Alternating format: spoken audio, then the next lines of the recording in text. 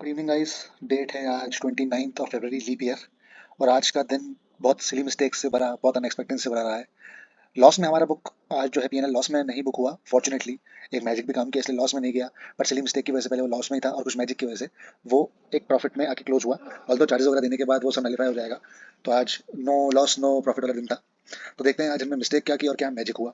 तो मिस्टेक, हम पहले एक पहला ट्रेड डिस्कस कर लेते हैं। हम देखते पहला ट्रेड लिया था हमने हिंडाल्को में, जो कि आज यहाँ ओपन हुआ था। ये इसका पिछला सपोर्ट लेवल था यहाँ पे, और इसी के नीचे इसका ये एक सपोर्ट लेवल बनता है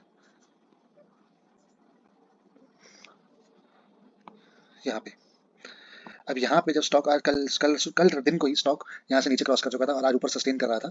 ऊपर सस्टेन करने के लिए इसके पास पॉइंट्स तो थे, हम लोग सोच भी रहे थे कि यहाँ पे कहीं हमें शॉर्टिंग अपॉर्चुनिटी मिलती है तो हम लोग प्लान करेंगे शॉर्ट करने का। बट मार्केट यहाँ पे ओपन हुआ और नीचे ही जाता रहा, कहीं अपॉर्चुनिटी नहीं मिली हमें शॉर्ट करने की।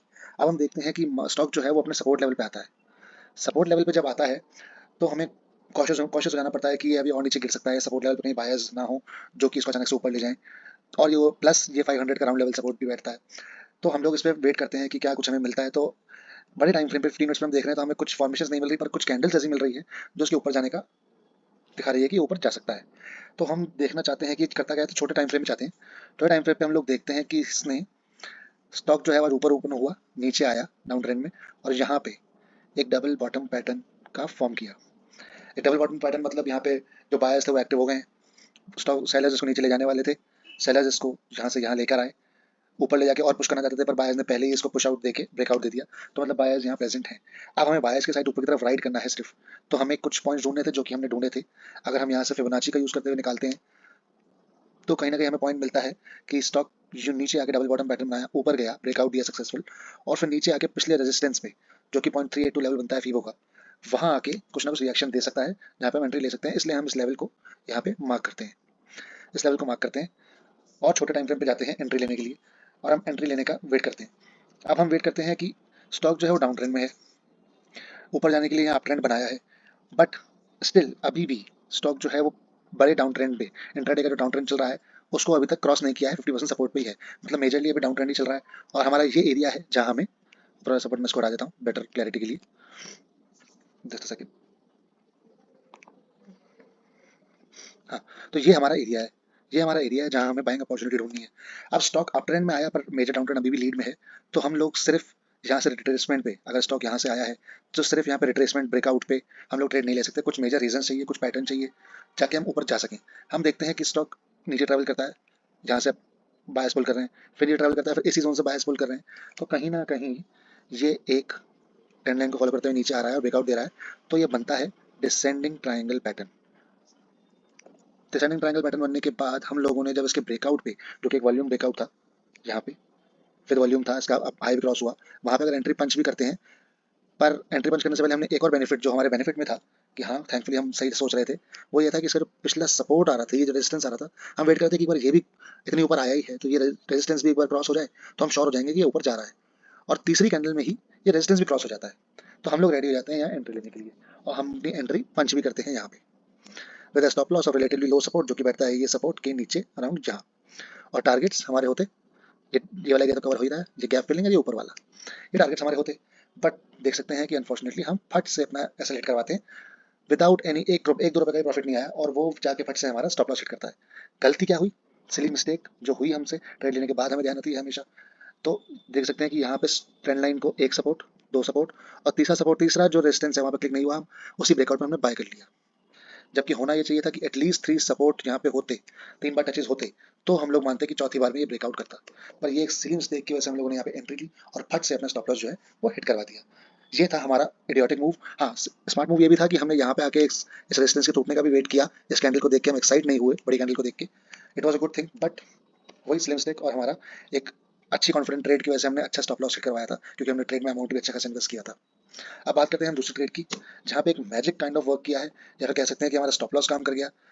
देखते हैं क्या सीखने को मिला। दूसरा ट्रेड था अडानी पोर्ट्स में, जो कि हम शुरू से देख लेते हैं कि स्टॉक जो है वो यहाँ पे कहीं खुलता है आज, यहाँ पे, यहाँ पे स्टॉक खुलता है। अब यहाँ पे स्टॉक खुलता है तो पहले ही हमने मार्क कर रखा था कि ये है इसका सपोर्ट जोन। यहाँ पे इसने रेजिस्टेंस फेस किया था, फिर सपोर्ट लेके ऊपर गया था, तो ये रहा इसका सपोर्ट जोन। अब सपोर्ट जोन होने के बाद यहाँ पे कुछ कॉशियस होने के लिए हम रुके थे और पेशेंसली हमें दिखता है कि यहाँ पे एक inverted head and shoulder pattern बन रहा है, ये देख सकते हैं ये। और बेटर क्लैरिटी के लिए हम लोग जाते हैं तो 5 मिनट के फ्रेम टाइम फ्रेम पे जाके भी हम देख सकते हैं कि stock double inverted head and shoulder pattern बना रहा है, left shoulder, head and right shoulder, और उसका ब्रेकआउट देखिए ऊपर सस्टेन कर रहा है। तो मतलब कहीं ना कहीं बायर्स यहाँ पे एक्टिव हो चुके हैं। अब यहाँ पे भी हम उसी तरीके से अपना पॉइंट ढूंढते हैं कि हम लोग एंट्री कहाँ पे लेंगे। तो हम लोग देखते हैं यहाँ एंट्री लेते हैं। यहाँ हम देखते हैं कि ये जो पुराना रेजिस्टेंस है ये 0.236 लेवल को सपोर्ट भी कर रहा है, मतलब ये एक लेवल हो सकता है जहाँ पे हमें एंट्री पंच करने को मिल सकती है छोटे टाइम फ्रेम पे। अब छोटे टाइम फ्रेम पे हम लोग एंट्री निकले जाते हैं तो हम देखते हैं कि स्टॉक आज यहाँ कहीं ओपन हुआ था, नीचे गया और एक अप ट्रेंड बना के वापस नीचे आ गया, तो मतलब कहीं ना कहीं ये रेंज में फंसा हुआ था। अब इस रेंज को तोड़ने के बाद स्टॉक जो है फिर से एक अप ट्रेंड में गया, यानी यहाँ से ऊपर गया और फिर ऊपर जाके इसने ब्रेक दिया और यहाँ पे सस्टेन कर रहा है, जो कि हमारा एरिया है बाय करने के लिए। तो हम यहाँ वेट करते हैं कि इनको एंट्री पैटर्न कुछ मिलता है। जैसे कि हम जानते हैं कि स्टॉक अप ट्रेंड में है और यहाँ पे रिट्रेसमेंट पे अगर कोई हमें छोटा मोटा ब्रेकआउट भी मिलता है तो भी हम उसके सपोर्ट में जाते और बाय करते।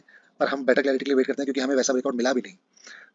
हम देखते हैं कि स्टॉक इस ट्रेंड लाइन के लेके नीचे ट्रैवल कर रहा है, 1 2 3 टचेस जो ने पुरानी गलती नहीं की यहाँ पे ट्रैवल कर रहा है और यहाँ से नीचे से वो ये वाले ट्रेंड लाइन को भी टच कर रहा है, ट्रैवल कर रहा है इसको लेके।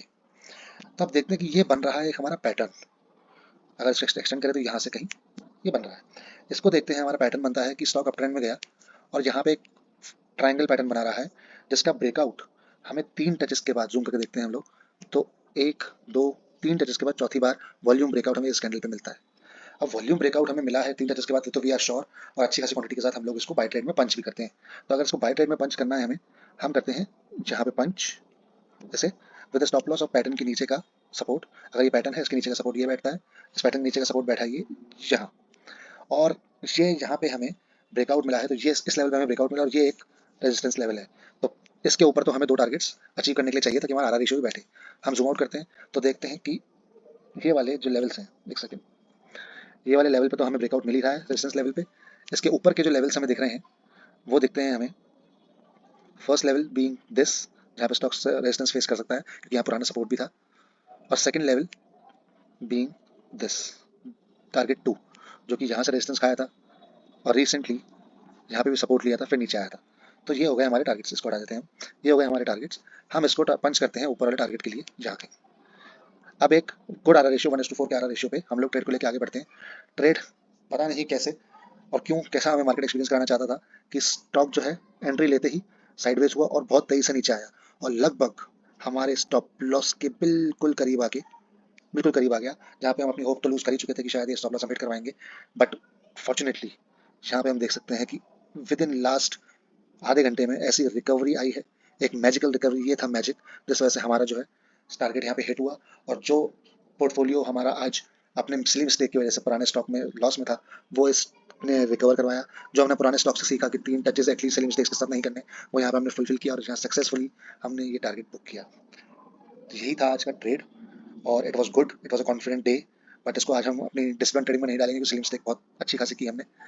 कल फ्राइडे है, कल देखते हैं हम सिली मिस्टेक्स ना करें, एंजाइटी कंट्रोल करें, क्यूरियसनेस कंट्रोल करें और आगे जाके हम अच्छे से ट्रेड करें क्योंकि this is what we want to do. Thank you.